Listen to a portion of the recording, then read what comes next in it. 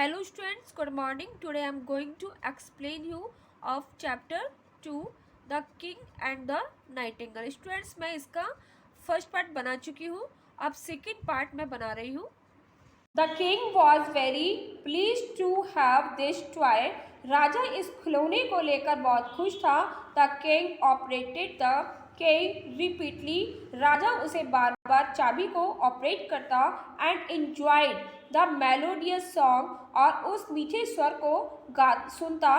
Bye and by the king paid no heed to the real nightingale और धीरे धीरे राजा ने उस रियल नाइटिंगल की तरफ ध्यान देना छोड़ दिया and remain busy in hearing the song of the toy Nightingale और जो टॉय नाइटिंगल का जो मीठे स्वर की आवाज़ थी उसको सुनने में ही अपना समय व्यतीत करने लगा.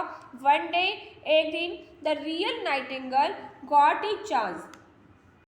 रियल नाइटिंगल को उड़ने का एक मौका मिला एंड फ्लू अवे और वह उड़ गई. Now it was so happy और अब वह बहुत खुश थी as if it had been set free from the prison after a long time. वह काफ़ी लंबे समय के बाद उस प्रिजन से उस कैद से मुक्त हुई थी.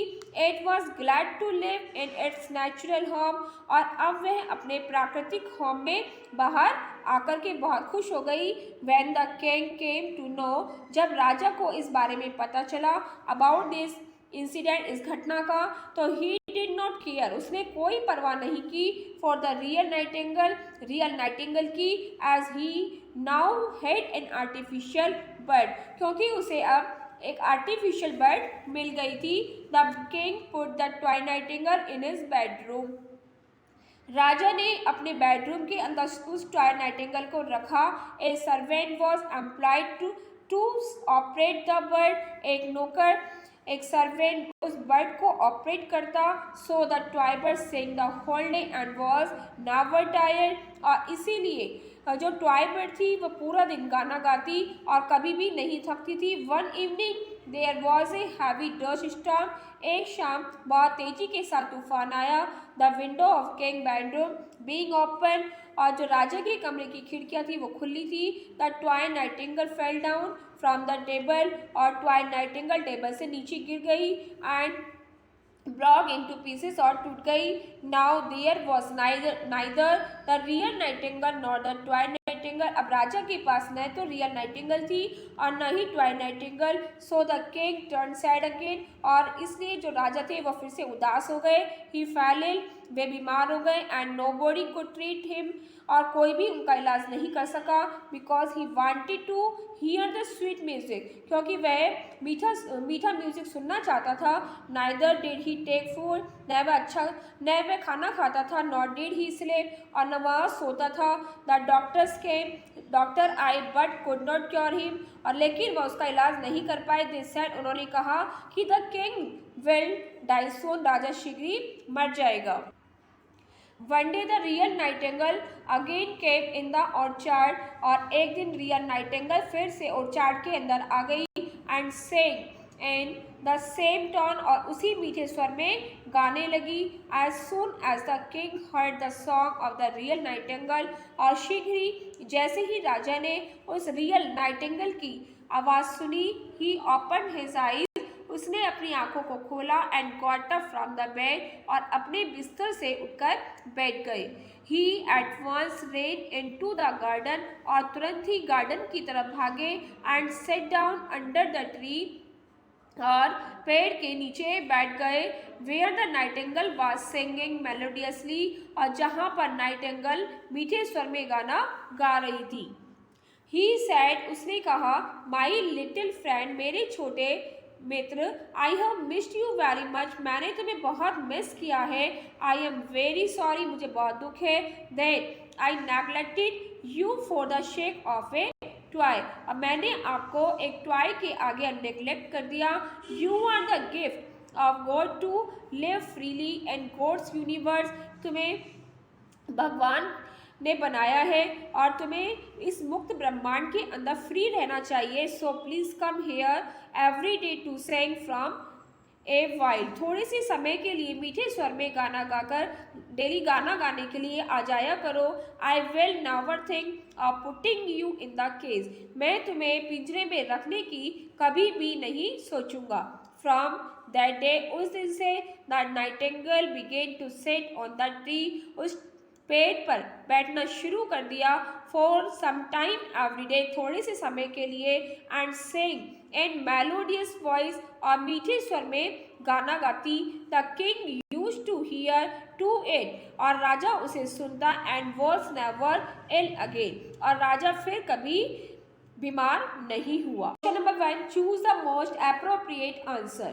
The king's palace was near, राजा का जो पैलेस था कहाँ था? एक ऑर्चार्ड के पास।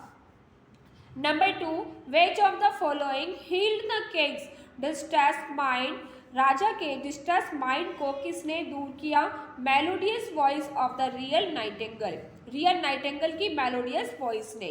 Number 3, the king did not care for the escape of the real nightingale is, तो आंसर क्या हो जाएगा? The ट्वाइट bird saying the whole day and was never tired, जो राजा था वो रियल नाइटिंगेल की तरफ उसने ध्यान देना छोड़ दिया था, क्योंकि जो toy bird saying the whole day, toy bird जो थी वो सारा दिन गाना गाती और वह कभी थकती नहीं थी। क्वेश्चन नंबर 2 देखिए students, true false. Number 1, the king's palace was in an orchard, राजा का पैलेस एक ऑर्चार्ड में था। False. Number 2, the servants could not get the nightingale, servants को नाइटिंगेल नहीं मिली। And return to the palace hopelessly, और वो होपलेस होकर के अपने महल को वापस लौट आए। False. Number 3, the bird was very happy in the golden cage, जो पक्षी थे वो गोल्डन केज में बहुत खुश थे। बिकॉज, क्योंकि it got all the comforts, क्योंकि उसे सभी आराम मिल रहे थे। False. The king employed a servant to operate the toy bird, राजा ने टॉय बर्ड को ऑपरेट करने के लिए एक सर्वेंट को रखा। True. One day the real nightingale got a chance to be free and flew away, एक दिन रियल नाइटिंगेल को फ्री होने का एक चांस मिला और वह उड़ गई। True. Name the person who spoke these words. Number 1, आपको बताना है कि ये वर्ड्स किसके द्वारा कहे गए। What kind of birds is that, कि यह पक्षी क्या है, कौन सा है ये पक्षी, किस तरह का है, तो ये वर्ड किसने कहे? किंग ने।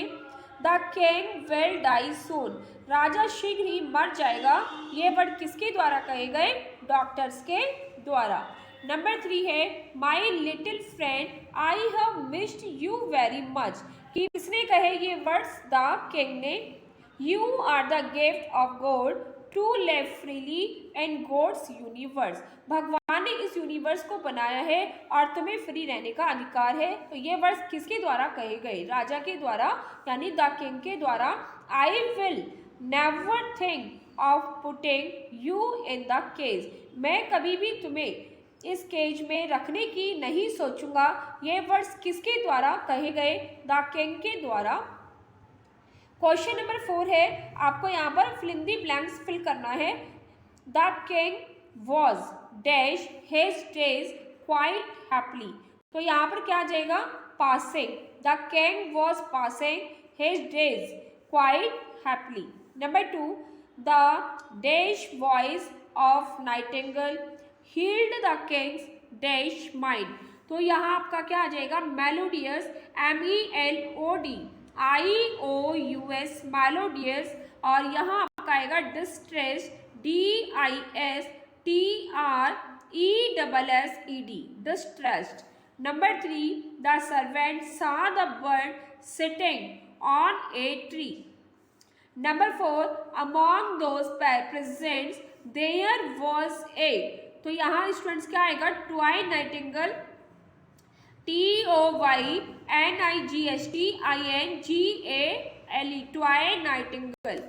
One evening there was a, तो यहाँ स्टूडेंट्स क्या आ जाएगा आपका? Heavy dust storm HEAVY heavy, DUST does storm, STORM. Now use the verbs given in the brackets. यहाँ पर लिखा है birds, BIRD birds dash in the air. तो यहाँ पर क्या आएगा? birds can fly. birds हवा में उड़ सकते हैं. The fish can swim in the water. मछली पानी में तैर सकती है. Can I go home now? क्या मैं घर अब जाऊं? You can read the newspaper. और तुम न्यूज़पेपर पढ़ सकते हो. These soldiers can fight bravely. ये सैनिक, तो यहाँ पर क्या आ जाएगा? कैन फाइट, बहादुरी के साथ लड़ सकते हैं. Can you stand on your head. Number 7 है we can climb the hill. ये आपको कंप्लीट द फॉलोइंग सेंटेंसेस करना है आपको students. I am tired, I need rest. मैं बहुत थका हुआ हूँ और मुझे रेस्ट की आवश्यकता है. आई एम थर्स्टी, मैं प्यासा हूँ, मुझे पानी की आवश्यकता है. आई एम ओल्ड, मैं ओल्ड हूँ और मुझे हेल्प की आवश्यकता है. I am weak in English, मैं इंग्लिश में बहुत वीक हूँ, मुझे ट्यूशन की आवश्यकता है. It is very hot day, गर्मी का दिन है तो मुझे कूलर की आवश्यकता है. Okay students, thank you.